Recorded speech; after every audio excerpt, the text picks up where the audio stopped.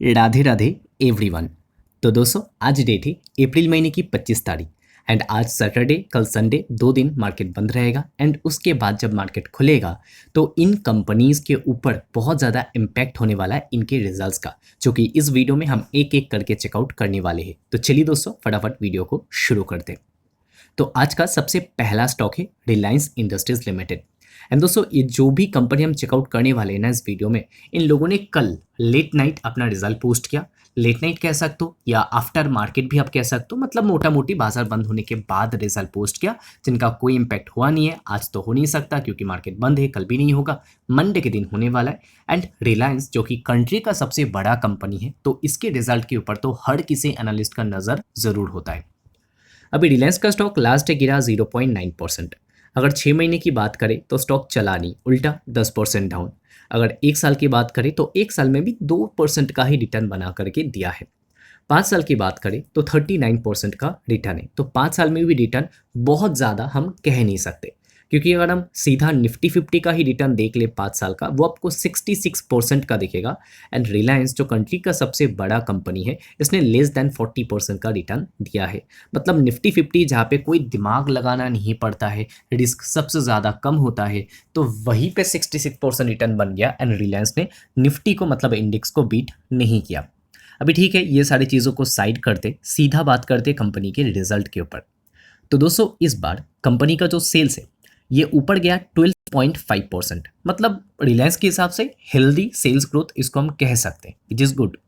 But problem जो आया वो प्रॉफिट साइड में आया, क्योंकि प्रॉफिट ग्रो नहीं हुआ, उल्टा गिर गया 12% से।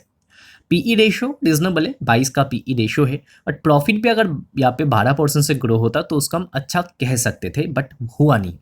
ऐसा क्यों हुआ? क्योंकि एक साल पहले कंपनी का मार्जिन था 17% एंड 17-18% पे ही कंपनी मेंटेन करता है अपने मार्जिन को। देखिए लास्ट 3 साल का डेटा आपको मिल जाएगा। एंड हमेशा कंपनी ने वही या तो 17% या तो 18% पे मेंटेन किया है अपने मार्जिन को। बट इस बार 15% का मार्जिन कंपनी ने रिपोर्ट किया, जो 3 साल में तो हमने देखा नहीं। तो मार्जिन में आ गया बहुत ज़्यादा प्रेशर। एंड इस चीज़ को बाजार बिल्कुल पसंद नहीं करता कि आपका मार्जिन गिर जाए, क्योंकि इस बार मार्जिन क्या है, गिर के 15% पे आ गया। क्या पता कि नेक्स्ट क्वार्टर में भी मार्जिन गिर जाए या उसके अगले क्वार्टर में मार्जिन गिर जाए, तो उसका तो कोई आंसर किसी के पास होता नहीं है।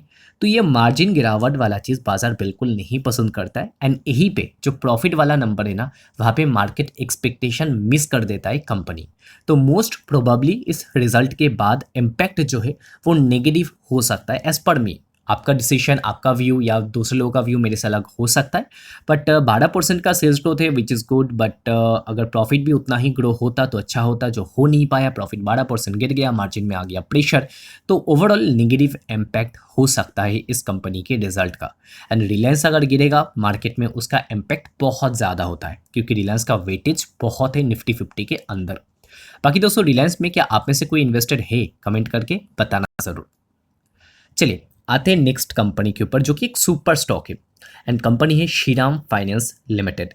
श्रीराम फाइनेंस व्हीकल फाइनेंसिंग के अंदर काम करता है। मार्केट कैप 2.3 लाख करोड़ तक जा चुका है, मतलब एक लार्ज कैप कंपनी है।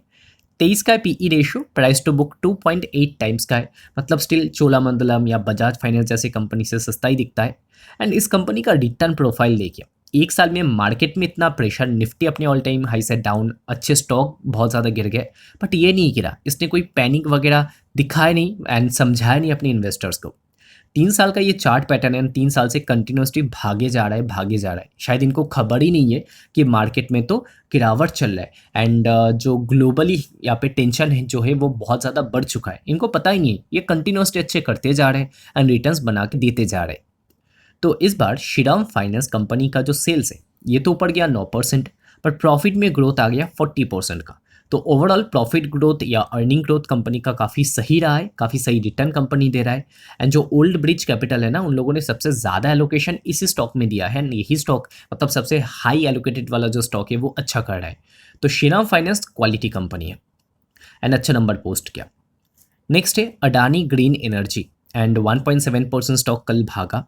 अडानी का मार्केट कैप आज 2 लाख करोड़ पे है, 112 का है पीई रेशो, मतलब वैल्यूएशन स्टिल कुछ कम तो नहीं है अडानी ग्रीन का।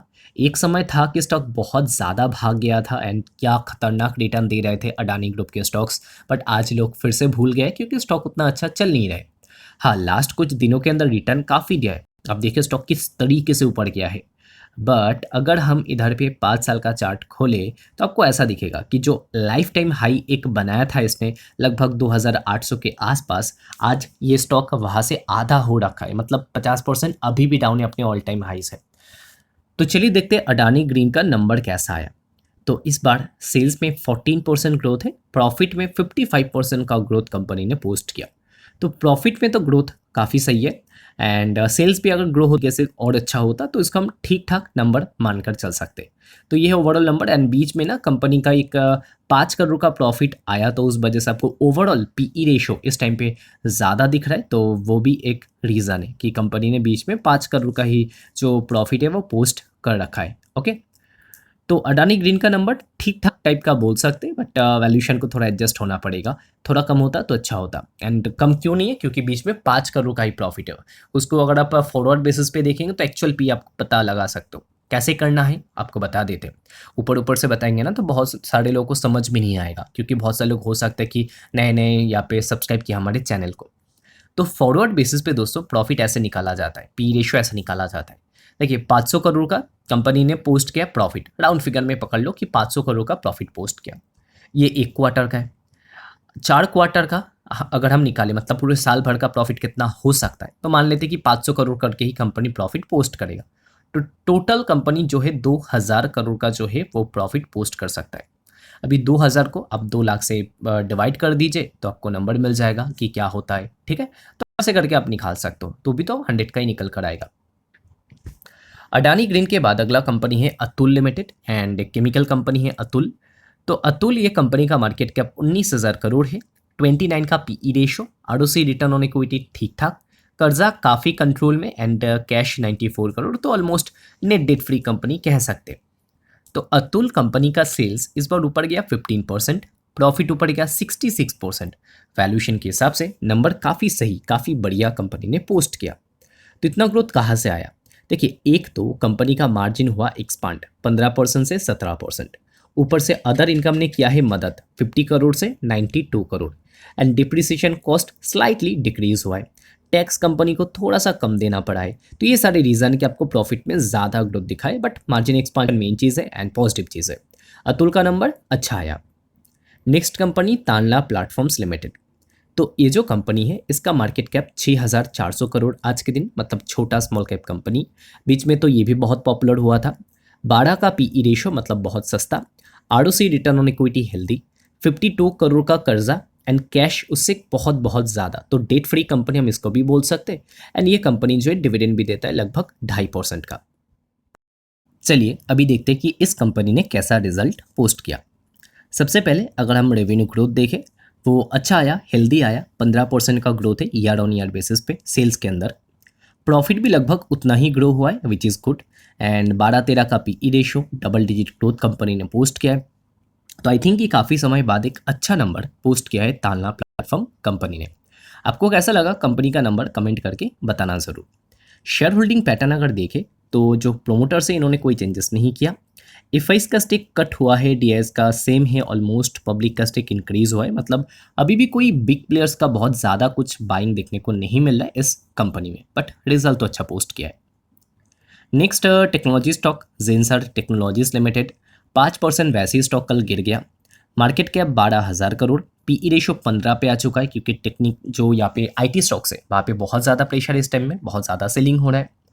ROC return on equity healthy, 79 crore कर्जा एंड कैश उससे काफ़ी ज़्यादा एंड डिविडेंड भी देता है, 2.4% का डिविडेंड यील्ड है। अभी जेंसार टेक्नोलॉजीज कंपनी का अगर हम देखें सेल्स, तो ये ऊपर गया 6.7%, प्रॉफिट ऊपर गया 19%। तो ओवरऑल ऊपर ऊपर से देखा जाए तो नंबर बहुत ख़राब नहीं बोल सकते, क्योंकि 15 का पी रेशियो, 19% का अर्निंग ग्रोथ, बट फिर भी जो आप कह सकते हो कि हमारा रुपी डिप्रिशिएट हुआ है उसका भी एक बेनिफिट इन कंपनीज़ को मिला है। एंड इससे बड़ी companies like TCS, like HL, इन लोगों ने तो 12-13% का सेल्स पोस्ट कर रखा है, सेल्स ग्रोथ। एंड इसने तो 6% का ही पोस्ट किया है, उसका आधा, बड़ी कंपनीज का आधा ग्रोथ इस कंपनी ने पोस्ट किया। एंड बड़ी कंपनीज का क्या हाल हुआ वो हम सबको पता है, ये स्टॉक्स बहुत ज़्यादा गिरे थे रिजल्ट आने के बाद। तो जेंसर का भी ओवरऑल नंबर को अगर हम जज करें तो कुछ खास अच्छा देखने को नहीं मिला है।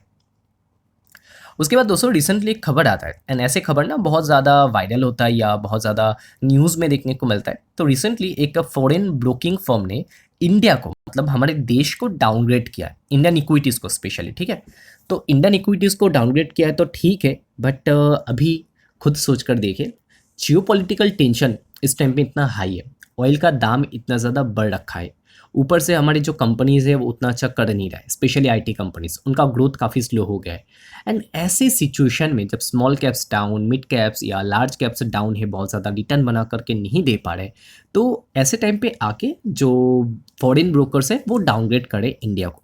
तो इन्होंने काफ़ी सही एक बात ट्वीट किया है, that this downgrade of India equities bye foreign broking firm is perfectly matches with Indian movies where police enters the scene right after the climax।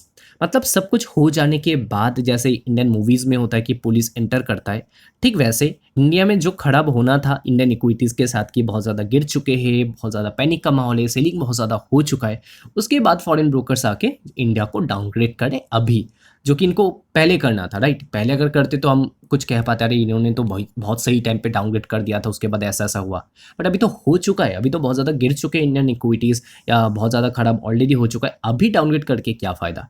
तो ये चीज़ मेरे को काफ़ी ज़्यादा यहाँ पे आप कह सकते हो कि लॉजिकल नहीं लगता है कि सब कुछ हो जाने के बाद आके आप कोई टारगेट दे रहे हैं या आप अपना जो डाउनग्रेड वगैरह है वो कर रहे हो, जब खराब हो चुका है उसके बाद डाउनग्रेड करके क्या फ़ायदा, जब होना है तो करके आई थिंक फ़ायदा है, राइट।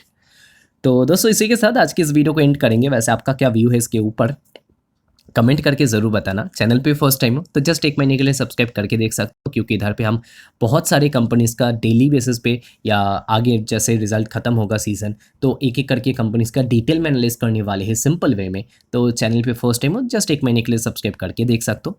एंड आई होप कि आप डिसअपॉइंट नहीं होंगे। कुछ एक्स्ट्रा लर्निंग कंटेंट चाहिए टेलीग्राम पे and study report daily basis पे एक्सेस करना है तो प्राइवेट लर्निंग ग्रुप आप टेलीग्राम पे ज्वाइन कर सकते हो। कैसे ज्वाइन करना है नहीं पता तो कमेंट करके पूछ सकते हो, या तो यूट्यूब कम्युनिटी पोस्ट में जाके चेक कर सकते हो, या तो पहले मेन टेलीग्राम ग्रुप ज्वाइन कर लीजिए जिसका लिंक डिस्क्रिप्शन में है। उस ग्रुप के भी पिन पोस्ट में हमने दे रखा है कि प्राइवेट लर्निंग ग्रुप जो एक सेपरेट टेलीग्राम ग्रुप है उसका आप कैसे ज्वाइन कर सकते हो। तो इस वीडियो को ही पेंट करते, वीडियो देखने के लिए बहुत बहुत शुक्रिया। मिलते हैं अगले वीडियो में। राधे राधे।